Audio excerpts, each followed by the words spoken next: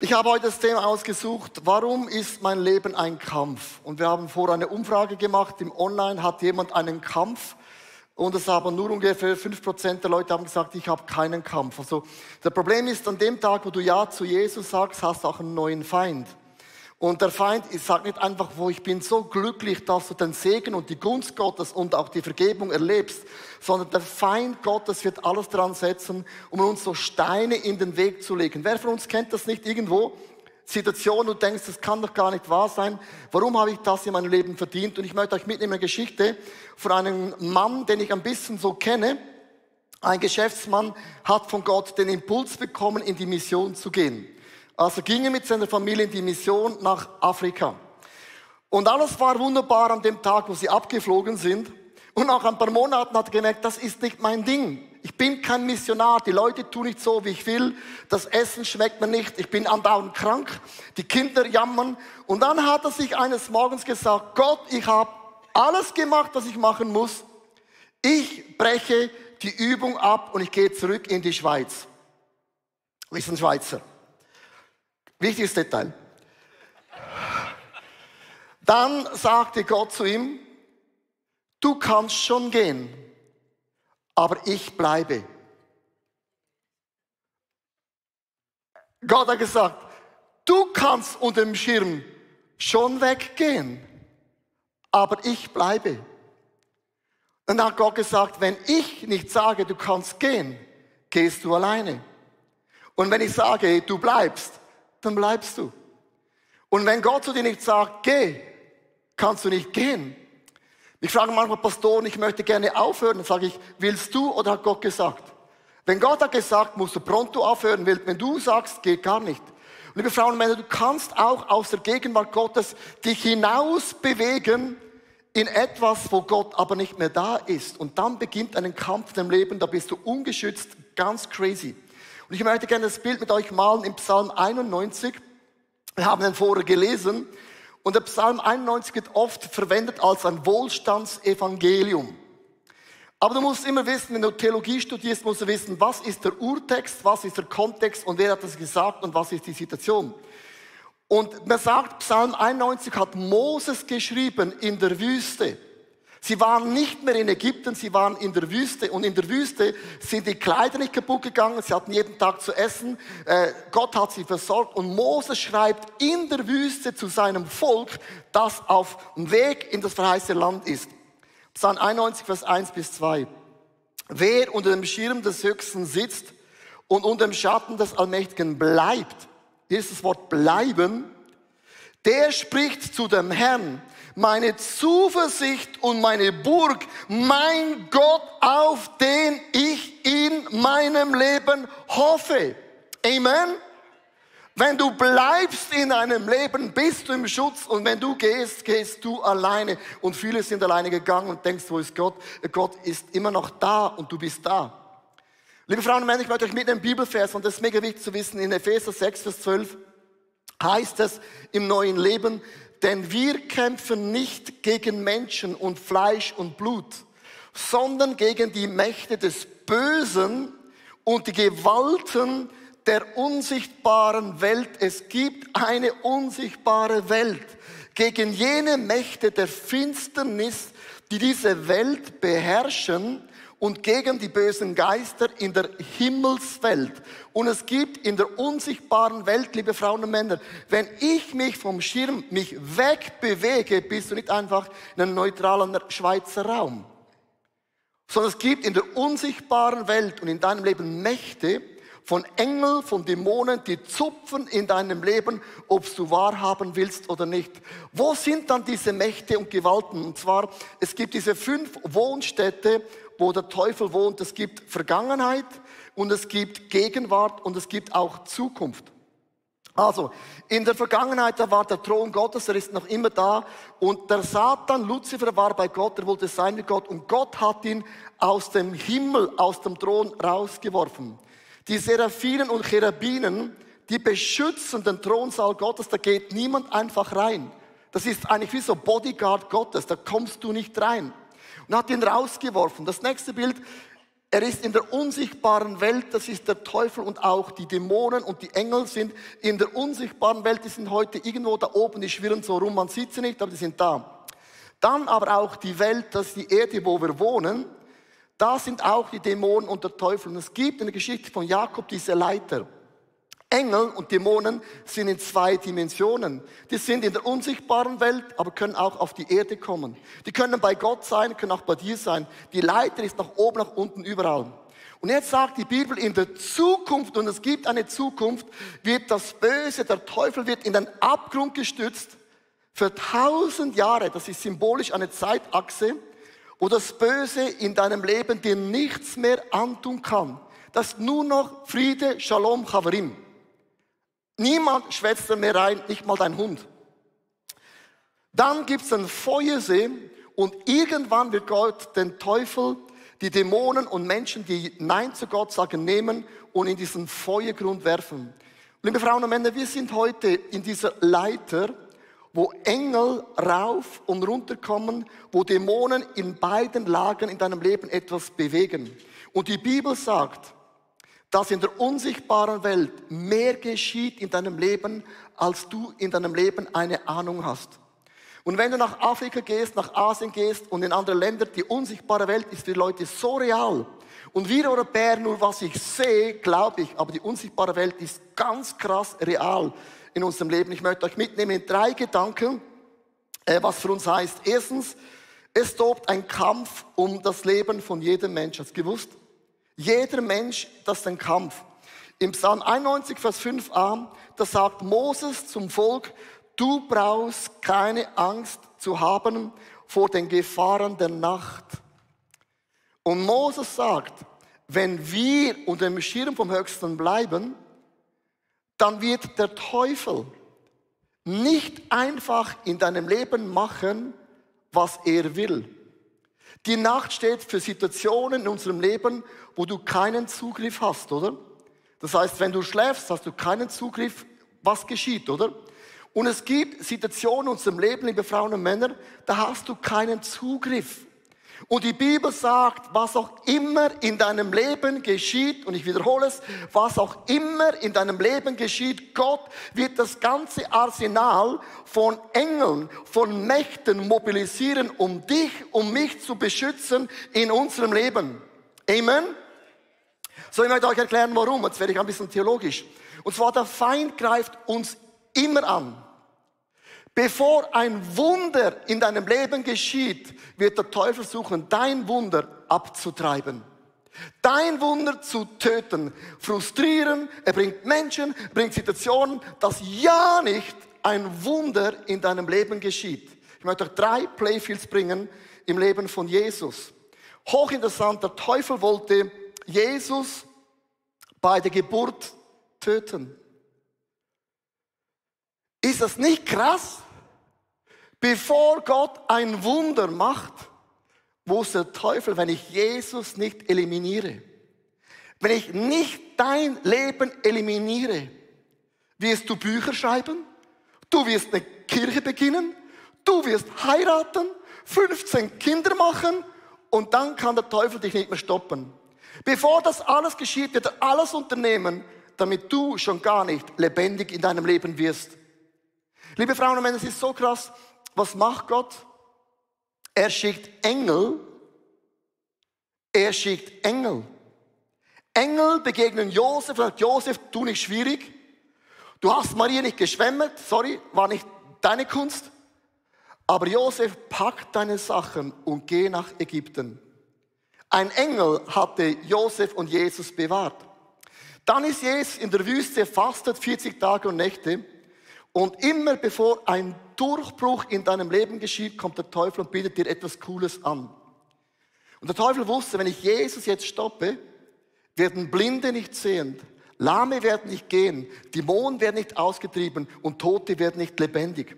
Und der Teufel kommt und sagt, aber Jesus, wenn du nur einen kleinen Kompromiss machst, nur einen kleinen Kompromiss, ein bisschen mich anbeten, ein bisschen Jesus nachfolgen, dann ist die Sache erledigt. Ich habe das schon 100-mal erlebt in unserer Church. Bevor Gott in deinem Leben ein Wunder macht, bekommst du immer ein Angebot von der Welt, das ist so verlockend. Ich habe einen Mann vor vielen Jahren gefragt, ein Angestellter von ICF Zürich zu werden. Und hat mich gefragt, wie viel ist mein Gehalt? Und ich habe am Anfang gesagt, kein Gehalt. Du arbeitest gratis im Glauben. Hat er gesagt, ich überlege es mir. Im gleichen Tag bekam er von der Firma ein Jobangebot, Gehalt, 500.000 Schweizer Franken. Und ich habe ihm gesagt, jetzt weißt du es. Und hat das Angebot nicht angenommen und kam in die Church und hat gratis gearbeitet. Liebe Frauen und Männer, ich möchte dir sagen, der Teufel ist so einfach, wie er uns oft über den Tisch ziehen kann und du denkst, oh, ich bin es wertvoll. Jesus sagte Nein zu einem Kompromiss. Dann das Dritte, was man sieht, Jesus hängt am Kreuz. Und der Teufel hat gesagt, schau mal, alle Menschen, denen du geholfen hast, sind die noch da beim Kreuz? Sind ja alle davongesprungen. Und du wirst es immer in deinem Leben erleben, dass Menschen, die dir nahe stehen, nicht der in Tuk-Tuk, Bakta, Chaka, sondern immer die Person, die dir nahe stehen, liebe Frauen und Männer, ist der Grund, dass du dein Handtuch in deinem Leben wirfst. Und Jesus sagte, Vater, vergib ihnen, meine Freunde, diese Pflöcke. Sie wissen nicht, was sie mir antun, diese Pflöcke. Aber ich werde nicht bitter in meinem Leben sein. Ich möchte sagen, der Teufel hindert mit Dämonen, mit Situationen, aber Gott hilft uns immer zur Seite. Wenn du unter bestimmten Söchsen Gottes bist, wird Gott Engel schicken, Mächte, Gewalten und Kräfte, um uns zu befreien. Liebe Frauen und Männer, wenn du in deinem Leben in ein neues Level kommen möchtest, ist auch New Devils. New Levels, New Devils. New Levels, New Devils. Wer liebt New Levels? Niemand. Okay, darum seid ihr da, wo ihr seid. Wer liebt New Levels? Okay. Wer liebt New Levels? Come on, das ist ein Statement, sonst hätte ich mir schon Angst gemacht, weil Microchurch sind alle schon gestanden. Liebe Frauen und Männer, ist der Punkt, wenn du ein neues Level in deinem Leben willst, eine neue Autorität, einen neuen Durchbruch, ein neues Level in deiner Familie, in deiner Church, in deiner Microchurch, in deinem Leben, dann wirst du einen neuen Teufel in deinem Leben haben. Das finde ich immer scheiße. So, die letzten Monate, ich hatte noch nie so viele Kämpfe, noch nie so viele emotionelle Gefühle, ich bin ja schon emotional, noch nie so viele weird Gedanken. Und ich möchte ganz kurz nehmen, was in meinem Leben in 10 Tagen geschehen ist. Innerhalb von, ich habe es aufgeschrieben, ich muss es immer aufschreiben, sonst glaube ich das selber nicht mehr. In 10 Tagen habe ich Folgendes erlebt. Ich hatte einen Motorradunfall, ich musste mein Motorrad wegwerfen. Am gleichen Tag bin ich ausgerutscht, habe ich letztes Mal erzählt, und statt Leitplanke habe ich es noch überlebt. In der gleichen Woche ging ich Golf spielen und eine ältere Frau läuft nach vorne und ich schieße den Ball ihr voll an das Bein. Und sie bricht zusammen und schreit. Und das Krankenauto kam und alle kamen. Ist nicht meine Schuld. Zum Glück hat es auch die richtige Person getroffen. Nee, die im Golfplatz haben gesagt, wenn die, okay. Ja, manchmal braucht Gott mich auch. So. Jetzt musst du gut hören. Ich habe nach dem Moment für 6 Wochen nicht mehr Golf gespielt. Ich habe so gezittert. Ich konnte nicht mehr Golf spielen, obwohl ich nichts falsch gemacht habe. Zweitens, ich bin nicht mehr Motorrad gefahren für Wochen. Und dann sagt meine Frau, wow, alles, was du liebst in deiner Seele, machst du nicht mehr. Spielst nicht mehr Golf, gehst nicht mehr Motorrad fahren. Dann habe ich und meine Frau die Flüche gebrochen. Im Hotel haben wir die Flüche gebrochen in meinem Leben. Und als ich Amen sagte, ging ich zum Lift, Fahrstuhl, und der Fahrstuhl blieb stecken. Dann habe ich gesagt, Teufel, du bist ein Arschloch. Dann habe ich gesagt, du kannst mir meine Fresse polieren, ich habe es gehört. Du bist stinkesauer. Und dann, liebe Frauen und Männer, bin ich in Amsterdam, ein paar Tage später, 5 Stunden Schlange. Und ich habe meinen ersten Flieger verpasst, ich habe meinen zweiten Flieger verpasst. Dann nahm ich ein Auto und kam um 1 Uhr mitternachts an. Und wenn ich gedacht habe, fliegen, habe ich angefangen zu zittern. Und dann sagt meine Frau zu mir, ich gratuliere dir. So, ich gratuliere dir. Mit einem Smile. Mit ihren weiß geblitschten Zähnen. Ich gratuliere dir. Und ich habe gesagt, hey, hör auf mit deinem scheiß Smile. Sagt, ich gratuliere dir. Er hat gesagt, wieso gratulierst du mir? Sagt, der Teufel ist so angenervt über deinem Leben. Das heißt, ein Wunder, ein Durchbruch steht vor deiner Nase. Und ich bin so gespannt, was Gott in deinem Leben noch tun wird.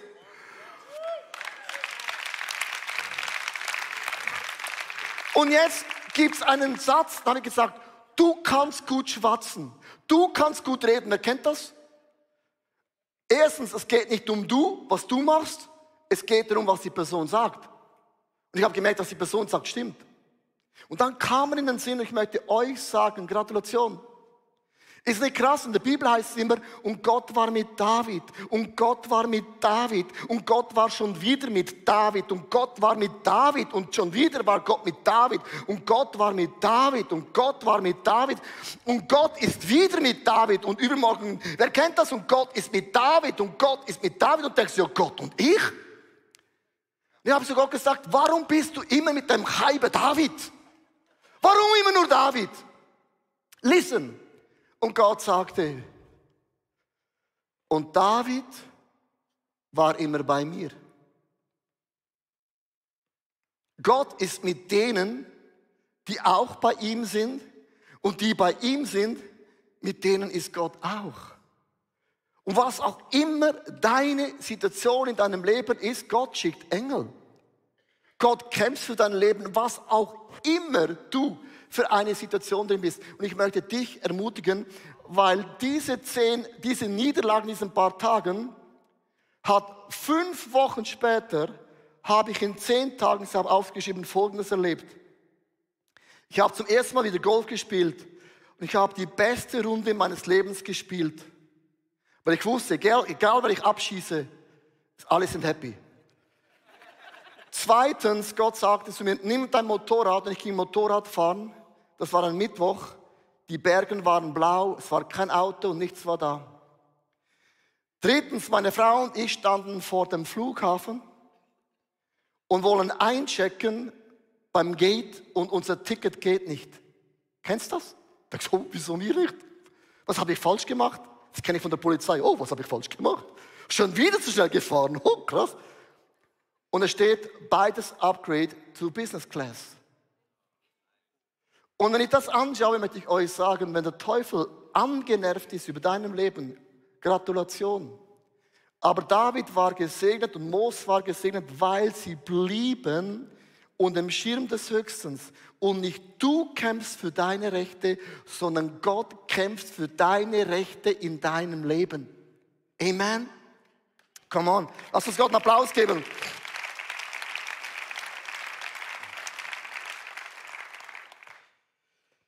Der zweite Gedanke ist, mein Leben ist ein Kampf, weil ich Jesus nachfolge. An dem Tag, wo du Jesus nachfolgst, hast du ein Problem. Hast du es gewusst? Es ist mega krass. Es heißt im Vers 5b, oder auch die heimtückischen Angriffe bei Tag. Also in der Nacht kannst du nicht kontrollieren, aber wenn wir bei Gott bleiben und ihn anbeten, hat der Feind keine Chance. Aber Tag bedeutet, dass du Dinge selber kontrollieren kannst. Ich möchte euch 4 Punkte zeigen, wie der Feind uns angreift. Erstens, er ist ein Vater der Lüge. Der bringt immer Lüge. Satan sagte, ich will und mir gehört und ich habe es verdient. Aber die Bibel sagt, ihr seid meine Söhne und meine Töchter, nicht Söhne und Töchter von irgendetwas, Söhne und Töchter von einem allmächtigen, einem allgegenwärtigen Gott. Uns gehört alles. Zweitens, er klagt uns an. Liebe Frauen und Männer, das ist schon lange vorbei. Alle unsere Sünden und alle unsere Fehler sind vergeben für immer. Was auch immer du tun wirst, es ist dann, ist erledigt. Du bist ein Sohn, du bist eine Tochter. Das ist schon lange, Teufel, schon lange, lange, lange, lange, lange vorbei. Kennst du das? Wenn eine Frau sagt, das hast du schon mal gesagt, sag dem Teufel, shut the beep. Amen, jetzt sind alle schockiert. Hat es nicht gesagt? Nee. Piep.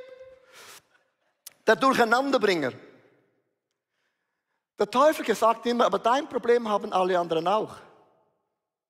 Nur weil es alle anderen machen und alle anderen haben, heißt nicht, es ist okay. Ich diene einem Gott, der Dinge in meinem Leben verändern kann und will. Dann das nächste, er will zerstören in unserem Leben. Und wie zerstört der Teufel? Ganz einfach, wie der Teufel zerstört. Ich möchte euch Folgendes erklären. Und ich bin mega begeistert. So, der Teufel zerstört dein Leben mit einer Person. Einer Person. Wenn du die Bibel liest, von der Offenbarung bis zum Moses, gibt es nicht eine einzige Stelle, wo die Bibel sagt, dass Dämonen kämpfen gegen Dämonen. Hast du es gewusst? In der unsichtbaren dämonischen Welt gibt es keinen Streit. Dämonen kämpfen nicht gegen Dämonen. Wirst du nicht finden in der Bibel. Dämonen kämpfen nicht gegen Dämonen. Aber du findest es in der Kirchenlandschaft. Kirchen kämpfen gegen Kirchen. Christen kämpfen gegen Christen. Worship-Leader gegen Worship-Leader. Theologen gegen Theologen. Im Reich Gottes kämpfen wir andauernd gegeneinander. Und du wirst immer jemand finden, der dich geistlich dermaßen auf den Wecker geht. Amen? Liebe Frauen und Männer, wenn du keinen Sturm äußerlich hast, wird der Teufel eine Person in dein Leben bringen mit Social Media, TikTok, in der Church, wo auch immer.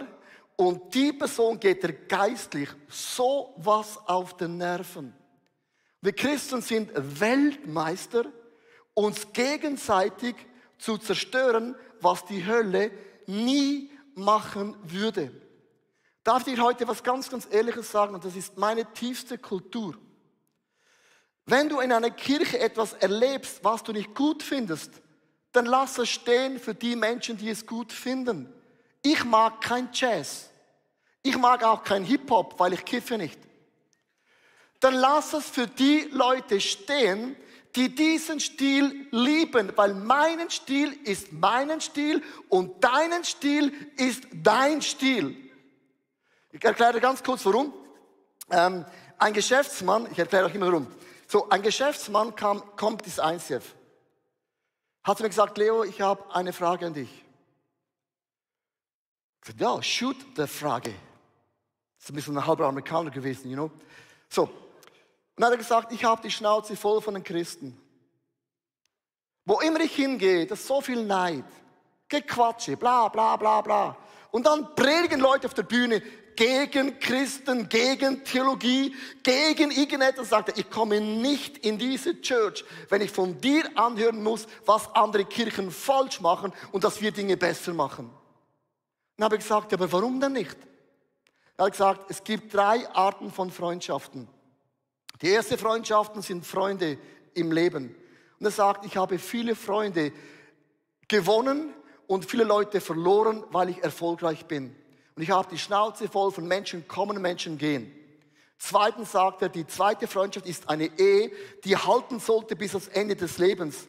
Und er sagt, ich bin 2-mal geschieden und don't tell me, dass das funktioniert. Dann habe ich gesagt, ich verstehe die Frage nicht. Sagt der Leo, das einzige Freundschaft, die für immer bleiben wird, ist die Freundschaft zu meinem Jesus. Und ich komme in deine Church, weil ich nicht hören möchte, was andere falsch machen. Ich brauche deine Hilfe, dass du mir hilfst, dass ich mit meinem Freundschaft und zweite Ehe wenigstens unter diesem Schirm bleibe. Jetzt ist so ruhig, dass ich euch alle ertappt habe. Stopp! Stopp! Hör auf, über andere Christen zu reden. Du bist nicht das Maß der Theologie. No. Liebe Freunde, ich habe eine theologische Meinung und ich bin auch mega studiert. Ich würde nie sagen, so ist es. Im Wording hört zu, ich sage immer, das ist meine persönliche Meinung. Weil Liebe sucht. Und meine Botschaft ist, hör nicht auf in deinem Leben, um diesem Schirm des Höchsten zu bleiben. Und hört auf, liebe Churches, einander zu bekämpfen. Ich sage euch, wieso sind so viele Kirchen krank und schwach? Wenn du den Augapfel Gottes anlenkst, kein Wunder bist du krank. Kein Wunder ist deine Church nicht on fire. Und in dieser Church, liebe Frauen und Männer, ist die Hauptsache Jesus und alles andere hat keinen Platz. Kein Platz. Ich möchte euch den Bibelvers vorlesen, Matthäus 12, 25 bis 26. Leute sagen, woher hat er das? Jedes Reich, das mit sich selbst uneins ist, wird verwüstet. Und jede Stadt oder jedes Haus, das mit sich selbst uneins wird, wird nicht bestehen. Wenn nur der Satan den Satan austreibt, so muss es mit sich selbst uneins sein. Wie kann das Reich bestehen? Ein Reich, eine Kirche, eine Familie bleibt bestehen, wenn man zusammensteht unter diesem Schirm des allmächtigen Gottes. Ich möchte enden mit dem letzten Gedanken. Mein Leben ist ein Kampf, weil Gott mich liebt. Ich weiß nicht, wie es dir geht. Aber Psalm 91, Vers 11 bis 13. Denn Gott wird seine Engel schicken. Gott schickt Engel aus. Ich muss nicht Engel ausschicken, sondern Gott schickt sie aus, um dich zu beschützen, wohin auch gehst. Sie werden dich auf Händen tragen und du wirst nicht einmal einen Stein anstoßen. Löwen werden dir nichts anhaben. Wenn du unter diesem Schirm bist, werden Stimmen um dich herum dich anbrüllen und dir das Gefühl geben, etwas stimmt nicht. Ich möchte euch mitnehmen einen Gedanken. Wer von euch kennt das? An einem Tag gehst du schlafen und sagst, I'm the next Christian of Switzerland. Wenn ich bete, werden alle gesund. Und wenn ich glaube, mein Bankkonto, boom, ich weiß nicht mehr, wo mein Geld hinbringen. Du lebst die Kraft, die Wunder Gottes gewaltig. Und nur 2 Tage später wachst du auf und sagst, Gott, wo bist du? Wo sind deine Wunder? Wer kennt das? Kann Gott über Nacht schrumpfen? An einem Tag ist Gott mega groß und der Teufel ist mega klein. Und am nächsten Tag ist der Teufel mega groß und Gott ist mega klein. Kann Gott theologisch schrumpfen? Gott schrumpft nicht. Sondern in uns, liebe Frauen und Männer, gibt es ein Mechanismus und das ist mega beängstigend. Weil Moses bringt diesen Psalm zu seinem Volk. Und das Volk hat alle Wunder erlebt. Liebe Frauen und Männer, Engel, sie haben das ganze Multimedia-Spektakel vom Himmel erlebt. Liebe Frauen und Männer, ich möchte Folgendes klären. Als das Volk von Ägypten auszog, ging ein Engel ihnen voran. Ein Engel ging ihnen voran. Und hinter ihnen war eine Wolkensäule, wo das Volk und Ägypten getrennt hatte. Hast du gewusst, dass in deinem Leben Engel vorangehen? Hast du gewusst, dass hinter dir eine Wolkensäule dich beschützt? Das haben sie alles miterlebt. Und ein paar Tage später waren sie in der Wüste und sagten,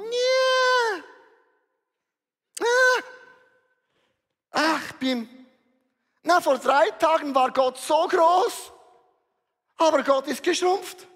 Gott, was ist dein Problem? Wieso bist du geschrumpft? Und Gott sagt, ich habe mich nicht geändert, sondern eure Gedanken sind ein bisschen problematisch. Liebe Frauen und Männer, Gott führt nicht das Volk so weit mit so vielen Wundern in eine Wüste und sagt, oh, ab jetzt ist das nicht mehr mein Problem. Viele denken, Gott hat mich bis hierhin geführt, aber jetzt lässt Gott mich alleine. Liebe Frauen und Männer, was wäre das für ein Gott? Gott bringt Situationen in unserem Leben. Es kann einen Menschen sein, dich enttäuscht, aber Gott lässt dich in deinem Leben nicht los. Und dann sagen Leute, ja weißt du, musst halt nur die Waffenrüstung Gottes anziehen. Und ich habe ein Bild mitgebracht von der Waffenrüstung zur Zeit von Jesus. So sah die Waffenrüstung aus zur Zeit von Jesus. Wenn du alleine kämpfst, liebe Frauen und Männer, mit deinem Schild vor dir, hast du ein Problem. Dein Rücken liebe Frauen und Männer, ist nicht geschützt. Wenn du sagst, ich brauche keine Church, viel Spaß mit deinem Rücken. Du brauchst keine Small Group, viel Spaß mit deinem Rücken. Der Rücken, liebe Frauen und Männer, ist nicht beschützt. Und die Römer haben gewusst, wenn wir, das nächste Bild, gewinnen wollen, müssen wir vorne, über und hinter uns einen Schutzschild hinstellen. Liebe Frauen und Männer, wenn du mitten in einem Kampf stehst, Gedanken dich anlügen, du kannst deine Kämpfe nicht alleine gewinnen. Du brauchst Frauen und Männer, die in dem Moment den Schild vor und über dich hinstellen. Ich möchte enden. Wie habe ich das ganz konkret gemacht in den letzten paar Monaten? Es gab ein Lied, das mich jeden Tag motiviert hat. Das kann ein Lied sein, es kann ein Bibelvers sein, es kann eine Prophezeiung sein. Das Lied heißt Be Alright. Das Lied heißt Leo, es kommt schon alles gut. Und ich habe dieses Lied praktisch jeden Tag gehört, darum hat es schon 14 Millionen Aufrufe. Ich lasse euch das Lied einspielen und das Lied muss für euch keinen Sinn machen. Aber mir hat es Mut gemacht, mit anderen Brüdern zu kämpfen und zu wissen, ich bin nicht alleine in meinem Leben. Hier ist mein Song, Be Alright. There's a name that can silence every fear. There's a love that embraces the heartache, the pain and the tears. Through my faith and my doubting, I know one thing for sure. His word is unfailing, His promise secure. Todo va a estar bien, everything will be alright. Whole world's in His hands, your whole world's in His hands. In the darkness, in the trials, He's faithful and He is true. The whole world's in His hands, y todo va a estar bien.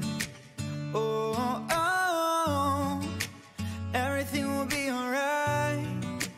Oh, oh, oh. Yeah. Father, you say everything's gonna be alright, but my circumstances say I won't last through the night. I need your word to hold me now, need you to pull me through. I need a miracle, a breakthrough, I need you. They say you hold the whole universe in your hand, but my world's falling apart like it is made of sand. Am I small enough to slip through the cracks? Can you take my broken pieces and put them back? Give me faith to believe you are on my side. Open my eyes to see you working in my life. Let the past remind me you never fail, and tell my soul it is well. Oh, y todo va a estar bien, everything will be alright. The whole world's in His hands, your whole world's in His hands. In the darkness, in the trials, He's faithful and He's true. Your whole world's in His hands, y todo va a estar bien. Everything, oh, oh, everything will be alright. Oh, oh, oh, yeah. Todo va a estar bien. Oh, oh, oh. Dieses Lied hat mich seit diesem Jahr jeden Tag bewegt. Und du musst das Lied auch nicht gut finden. Es ist ein bisschen Latino-Style. Ein bisschen viele Emotionen und ich bin emotional. Ich bin ein Mensch, ich liebe diese Art von Worship. Und ich habe jeden Tag in diesem Jahr, ich übertreibe es nicht, ich könnte die Liste fortgehen, was ich dieses Jahr alles an Challenges erlebt habe. Ich habe gelernt, nicht zu jammern. Aber ich habe dieses Lied genommen, ich habe meine Hände so ausgestreckt. Und ich habe diese Position eingenommen. Leo, es kommt schon gut. Es kommt schon gut, übersetzt auf Hochdeutsch. Und wenn der Teufel dich so angreift, gratuliere. Es muss etwas in deinem Leben kommen, was der Teufel abtreiben will. Und wenn er dich stoppen kann, dass du aufgibst, weil dich eine Person nervt, weil eine Situation dich nervt, weil deine Gedanken wieder mal durchdrehen, dann sagt der Teufel, ich habe mein Ziel erreicht. Und Gott bietet das ganze himmlische Armee auf, das in der unsichtbaren Welt kämpft, auch die Kämpfe kämpfst, die du gar nicht gewinnen kannst und gar nicht siehst. Und ich möchte dir heute sagen, Micro Church live on alle Locations, was auch immer du durchgehst, don't give up. Bleib unter dem Schirm des höchsten Gottes. Können wir aufstehen zusammen in allen Locations, in allen Settings? Und ich werde für 3 Dinge beten. Für Situationen, die du nicht magst. Für Menschen, die dich nerven. Und dass deine Gedanken fokussiert sind bei Jesus. Und Jesus, ich lege meine Situation dir hin, wo ich mich wie ein Opfer der Situation mich fühle. Aber du hast Engel befohlen, die vor mich gehen werden. Du hast eine Wolkensäule hinter mir gestellt, dass der Feind nicht machen kann, was er will, sondern du wirst dennoch und trotzdem und mit mir zum Ziel kommen.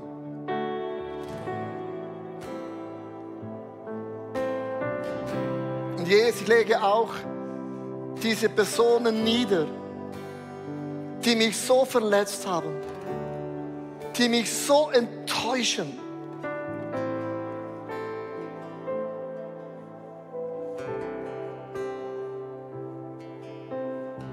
Jesus hatte einen Judas. Und wir alle haben irgendwann einen Judas, der dich verrät. Und es sind immer die Menschen, die am nächsten sind, die diesen Giftpfeil in den Rücken hineinrammen. Nicht schießen, sondern sie rammen es so richtig hinein.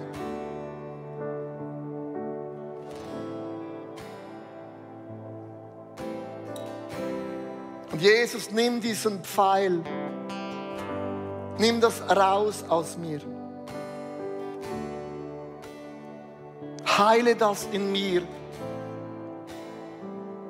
was mich so bitter, durcheinander und auch wütend gemacht hat.